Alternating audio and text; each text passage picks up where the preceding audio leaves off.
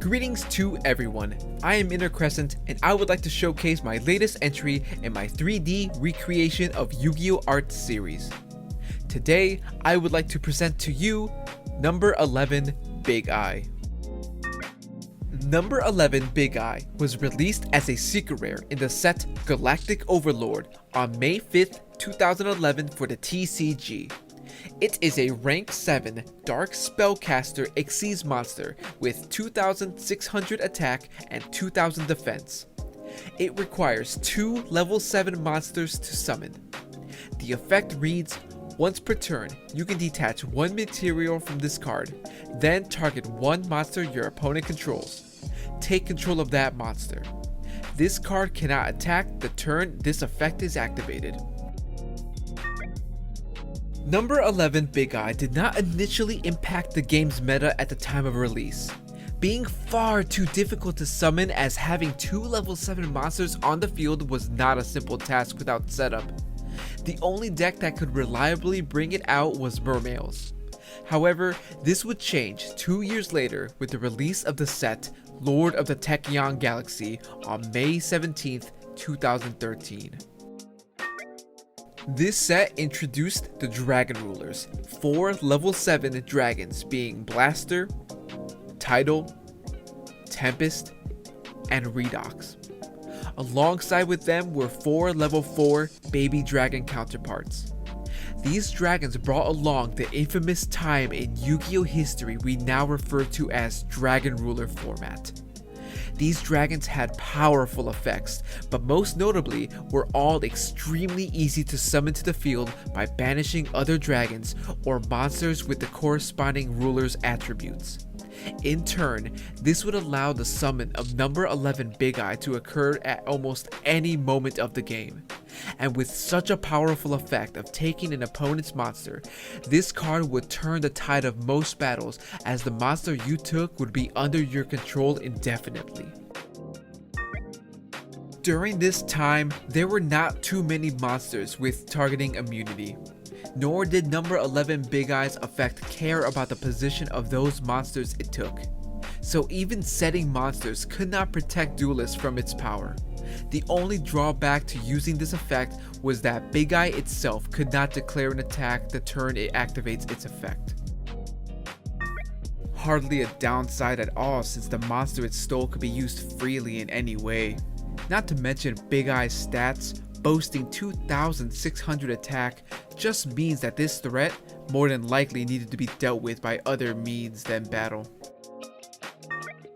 It's funny to think that the Dragon Ruler's greatest threat was just another Dragon Ruler deck.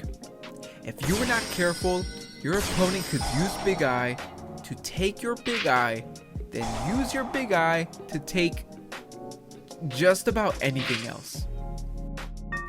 Like a Mecha Phantom Beast Dracosack, another powerful rank 7 monster that had destruction immunity, so taking it with Big Eye was very ideal. The Dragon Ruler's reign would not last forever.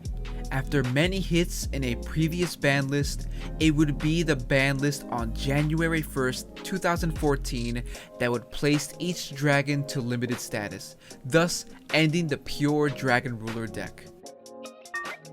Meaning number 11 Big Eye would slowly fall out of use, not for any reason aside from accessibility.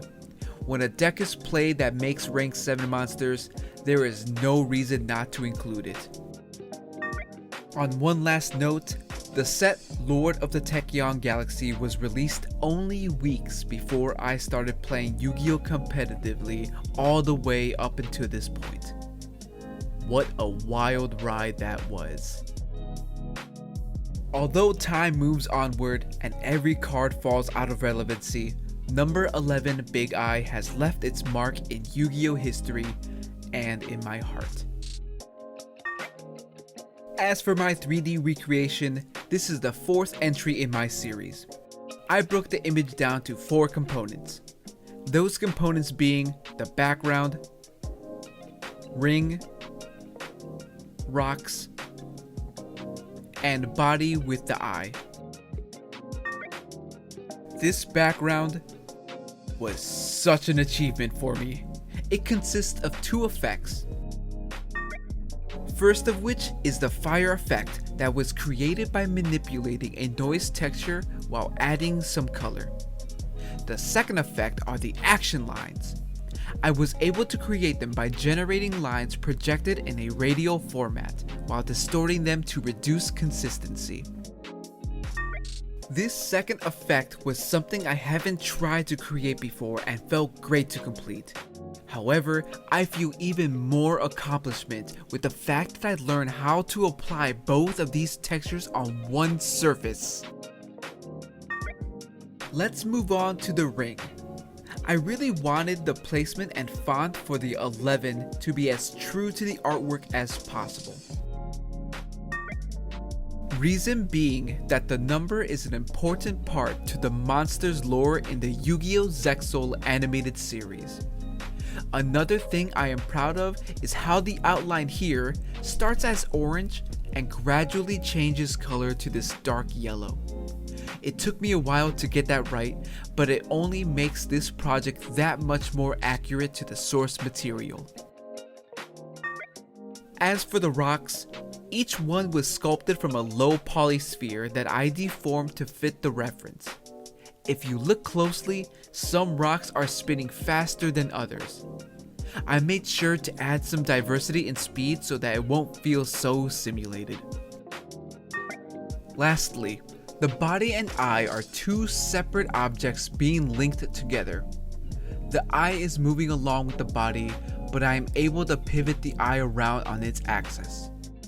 My goal was to have this massive, menacing, intimidating monolith stare directly into you with no remorse for your intrusion, taunting you to test your fragile, pitiful resolve, only to be met with swift failure and absolute annihilation, condemning your delusional aspiration of victory.